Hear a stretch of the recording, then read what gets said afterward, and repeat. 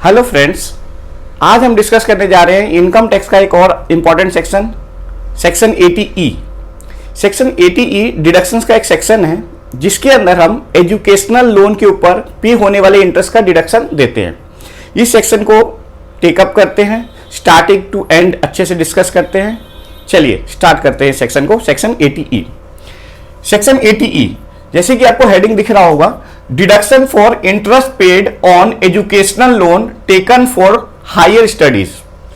क्या मतलब है इसका कि यहां सेक्शन 80E में जो है वो इंटरेस्ट का डिडक्शन मिल रहा है और वो इंटरेस्ट किस चीज के ऊपर पे हो रहा है, किसी लोन के ऊपर। कैसा लोन? For educational loan. और वो एजुकेशन कैसा होना चाहिए? हायर स्टडीज का। तो हमें 3-4 चीजें पता चल गई कि इंटरेस्ट का डिडक्शन मिलेगा, एजुकेशनल लोन के ऊपर वो इंटरेस्ट पे होना चाहिए और वो जो लोन है एजुकेशन लोन उससे हायर स्टडीज होनी चाहिए। तो अब एक एक करके हम इसको डिस्कस करते हैं। सबसे पहले 80E में हम डिडक्शन किसको देंगे, किस असेसी को डिडक्शन मिलेगा? तो देखिए 80E में जो डिडक्शन मिलेगा वो सिर्फ और सिर्फ इंडिविजुअल असेसी को मिलता है। इंडिविजुअल पर्सन को ही 80E का डिडक्शन दिया जाता है।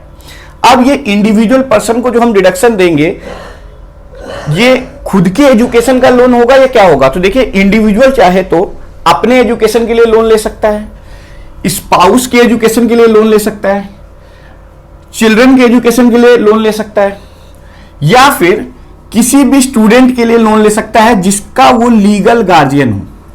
तो इंडिविजुअल खुद चाहे तो हायर स्टडीज करना चाहता है, उसके लिए वो लोन ले सकता है, 80E में उसका डिडक्शन उसको मिल जाएगा। इसी तरीके से अगर इंडिविजुअल की स्पाउस, इंडिविजुअल की वाइफ को अगर हायर स्टडीज करना है और उसके लिए वो लोन लेता है तो उस केस में भी उसका इंटरेस्ट का डिडक्शन 80E में मिल जाएगा इंडिविजुअल पर्सन को। या फिर इंडिविजुअल के बच्चे अगर हायर स्टडीज के लिए लोन लेते हैं तो उस केस में भी इंडिविजुअल को डिडक्शन मिल जाएगा। या फिर कोई भी स्टूडेंट, कोई भी person other than self spouse of children, लेकिन उस पर्सन का लीगल गार्जियन जो है हमारा असेसी है, तो उस केस में भी इंडिविजुअल को 80E में डिडक्शन मिल जाएगा। तो ठीक है, तो डिडक्शन किस केस में मिलता है? या तो सेल्फ के लिए लिया गया हो लोन, स्पाउस के लिए लिया गया हो लोन, या फिर चिल्ड्रन के लिए लिया गया हो लोन, या फिर किसी अदर पर्सन के लिए लिया गया हो, लेकिन असेसी जो है, इंडिविजुअल जो है, उस पर्सन का लीगल गार्जियन होना चाहिए। अब इंडिविजुअल तो ठीक है कि उसको डिडक्शन मिलेगा। डिडक्शन मिलेगा कब? जब इंटरेस्ट पे किया गया हो। इंटरेस्ट पे किस टाइप का इंटरेस्ट? एजुकेशनल लोन के ऊपर इंटरेस्ट पे किया गया हो तो 80E में डिडक्शन मिलता है। तो वही लिखा हुआ है, interest paid on educational loan. Interest जो पे किया गया हो वो एजुकेशनल लोन का इंटरेस्ट होना चाहिए। अब जब आप लोन लेंगे तो आप पेमेंट स्टार्ट करेंगे तो प्रिंसिपल भी पे होगा और इंटरेस्ट भी पे होगा। सेक्शन 80E सिर्फ आपको इंटरेस्ट कंपोनेंट का ही डिडक्शन दिलवाता है। यानी अगर आपने प्रिंसिपल भी पे किया, इंटरेस्ट भी पे किया, तो पूरे साल में हम देखेंगे कि कितना आपने प्रिंसिपल पे किया, कितना आपने इंटरेस्ट पे किया है। 80E में डिडक्शन सिर्फ और सिर्फ इंटरेस्ट पार्ट का मिलेगा आपको, प्रिंसिपल कंपोनेंट का डिडक्शन 80E में नहीं मिलता है। साथ ही 80E में कोई भी लिमिट नहीं है, मैक्सिमम कोई लिमिट नहीं है कि इतना ही आप मैक्सिमम इंटरेस्ट का डिडक्शन ले सकते हैं, कोई लिमिट नहीं है। जितना भी इंटरेस्ट आप पे करेंगे पूरे साल में उतने का 80E में आप डिडक्शन ले सकते हैं। इस डिडक्शन को लेने के लिए एक बैंक से आपको सर्टिफिकेट ऑब्टेन करना होता है कि आपने पूरे साल में कितना इंटरेस्ट पे किया। उसी सर्टिफिकेट के बेसिस में हम 80E का डिडक्शन ले लेते हैं ITR फाइल करते समय। अब देखते हैं कि जो एजुकेशनल लोन लिया गया है हायर स्टडीज के लिए, तो ये हायर स्टडीज में क्या इंक्लूड करते हैं, हम किसको मानेंगे हायर स्टडीज? तो देखिए कोई भी वोकेशनल कोर्स या कोई भी रेगुलर कोर्स जो आप आफ्टर सीनियर सेकेंडरी एग्जामिनेशन करते हैं, सीनियर सेकेंडरी यानी 12th के बाद अगर आप कोई भी कोर्स कर रहे हैं, रेगुलर कोर्स हो, डिग्री कोर्स हो या फिर वोकेशनल कोर्स हो, फुल टाइम अगर आप कर रहे हैं, तो उस केस में आप उसके लिए अगर आप लोन लेते हैं तो उसको हायर स्टडीज माना जाएगा। और ये कोर्स आप इंडिया में भी करेंगे तो भी वैलिड है, आउटसाइड इंडिया करेंगे तो भी वैलिड है। तो ये हायर स्टडीज आप इंडिया में भी कर सकते हैं, इंडिया से बाहर भी कर सकते हैं। उस स्टडी को करने के लिए अगर आपने कोई लोन लिया है और उस लोन पे आप जो इंटरेस्ट पे कर रहे हैं उसी इंटरेस्ट का डिडक्शन 80E सेक्शन में दिया जा रहा है।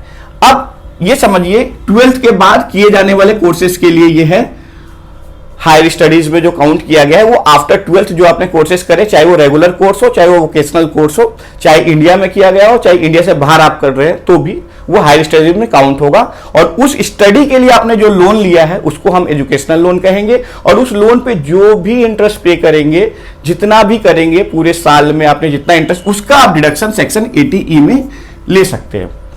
अब ये जो लोन है ये कहां से लेना है, तो वो देखिए, loan taken from any banks, यानी किसी बैंक से लीजिए या फिर फाइनेंशियल इंस्टीट्यूशन, आप उसको कह सकते हैं, बैंक से ले सकते हैं, फाइनेंशियल इंस्टीट्यूशन से ले सकते हैं, चैरिटेबल ट्रस्ट से भी ले सकते हैं, लेकिन ये अप्रूव्ड होनी चाहिए, अप्रूव्ड चैरिटेबल ट्रस्ट से भी आप ले सकते हैं। तो अगर आपने बैंक से लोन लिया है, फाइनेंशियल इंस्टीट्यूशन से लोन लिया है, या फिर अप्रूव्ड चैरिटेबल ट्रस्ट से लोन लिया है, तो उस केस में जितना भी आप इंटरेस्ट पे करेंगे पूरे साल में, उसका डिडक्शन आप सेक्शन 80E में ले पाएंगे।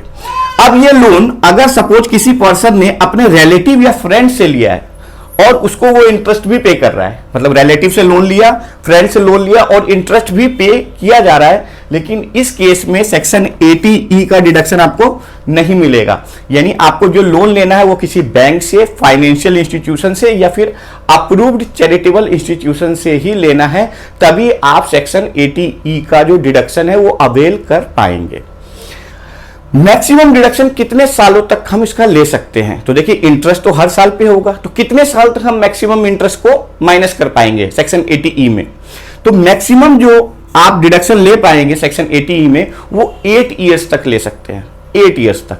8 साल से ज्यादा आपको डिडक्शन नहीं मिलेगा। और ये 8 ईयर्स कहां से काउंट होंगे, ये काउंट होंगे उस साल से जिस साल फर्स्ट टाइम आपने लोन की पेमेंट करना स्टार्ट किया है। देखिए एजुकेशनल लोन में कितनी बार जैसे ही लोन लिया उसके बाद पेमेंट स्टार्ट नहीं होती, आप कर सकते हैं, आपकी मर्जी, आप लोन लेंगे और हर साल आपकी पेमेंट स्टार्ट हो जाएगी, तो आप उसी साल से आप माइनस करना भी शुरू कर दें। लेकिन कितनी बार एजुकेशनल लोन में मोनिटोरियम दे दिया जाता है कि आपने अभी लोन लिया, आपका कोर्स है 1 साल 2 साल का, आप उसको कंप्लीट करिए, उसके बाद इसकी रीपेमेंट स्टार्ट होती है। तो उस बीच का जो पीरियड है, जैसे सपोज 2 साल का आपने कोर्स करना था, लोन लिया, तो जो 2 साल का इंटरेस्ट, क्योंकि पेमेंट तो हुई नहीं, वो उसी लोन में ऐड कर दिया जाता है, और 2 साल के बाद जब आप उसकी पेमेंट स्टार्ट करते हैं, रीपेमेंट स्टार्ट करते हैं, तो उसकी एक नया लोन अमाउंट बना के उसकी EMI बना दी जाती है। तो जिस साल से आप उसकी पेमेंट स्टार्ट कर रहे हैं उस साल से लेके उस साल में डिडक्शन लेंगे और अगले 7 साल में डिडक्शन लेंगे। तो ये ध्यान रखिएगा, मैक्सिमम डिडक्शन 8 ईयर्स तक के लिए ही मिलता है। 8 साल में जितना भी आपने लोन पे किया हर साल उतना उतना डिडक्शन ले लो सेक्शन 80E में।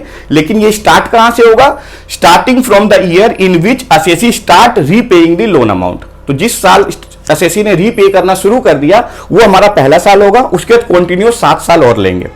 और आपको पहले ही बता दिया है कि जो डिडक्शन मिलेगा वो सिर्फ इंटरेस्ट कंपोनेंट का मिलता है, प्रिंसिपल कंपोनेंट का नहीं मिलता। तो ये हमने सेक्शन 80 पूरा कंप्लीट कर लिया है। एक बार दोबारा से इसको समराइज कर लेते हैं। तो देखिए सेक्शन 80E इंडिविजुअल असेसी को मिलता है, इंडिविजुअल पर्सन इसका डिडक्शन ले सकते हैं। ये डिडक्शन मिलता है interest paid on educational loan के ऊपर, कि जो भी एजुकेशनल लोन आपने लिया उसका जो इंटरेस्ट पे कर रहे हो आप, सिर्फ इंटरेस्ट कंपोनेंट का आपको डिडक्शन मिलता है 80E में।